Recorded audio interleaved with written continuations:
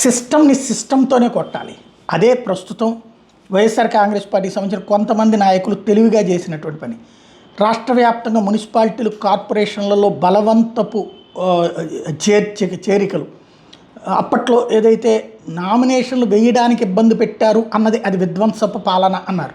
అదే సందర్భంలో ఇప్పుడు బలవంతంగా కార్పొరేటర్లను, కౌన్సిలర్ని బెదిరించి సామదాన భేద దండోపాయాలు ఉపయోగించడం ఒక ఎత్తు అయితే, దౌర్జన్యం చేసి మరి వాళ్ళని తీసుకెళ్లి పార్టీలో చేర్చుకుని తద్వారా మేయర్ పొజిషన్స్, మున్సిపల్ చైర్పర్సన్ పొజిషన్స్ను ఇవన్నీ తీసుకుంటూ అందులో అడ్డొస్తే అవసరమైతే దారుణమైనటువంటి దాడులకు తెగబడినటువంటి ఉదంతం తిరుపతిలో చోటు చేసుకున్నటువంటి వేళ చివరికి ఇటు ఓటేసినటువంటి ముగ్గురు మళ్ళీ వచ్చి కరుణాకర్ రెడ్డి దగ్గర ఏది క్షమాపణలు కోరినటువంటి సందర్భం చూసాం, బెదిరింపులకు పాల్పడ్డారన్నటువంటి సందర్భం చూసాం. దీని మీద ఏదైతే ఎలక్షన్ కమిషన్తో పాటుగా కేంద్ర ప్రభుత్వానికి, అట్లాగే మానవ హక్కుల కమిషన్, వీటన్నిటికీ వైఎస్ఆర్ కాంగ్రెస్ పార్టీ తిరుపతి ఎంపీ గురుమూర్తి ఇచ్చినటువంటి కంప్లైంట్లో ఒకటి కీలకమైనది పనిచేసింది. ఏపీ స్టేట్ ఎలక్షన్ కమిషన్కి కేంద్ర ప్రభుత్వం నుంచి ఓ లేఖ చేరింది.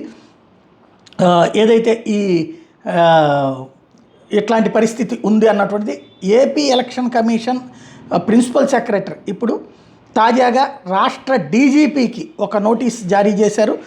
గురుమూర్తి ఇట్లాగా మాకు కంప్లైంట్ చేశారు, మీ వెర్షన్ ఏంటి అన్నటువంటి పాయింట్తో ఒక లెటర్ రాశారు. ఇప్పుడు దీని మీద స్పందన తెలియజేయాల్సినటువంటి బాధ్యత రాష్ట్ర ఎన్నికల సంఘానికి ఉంటుంది.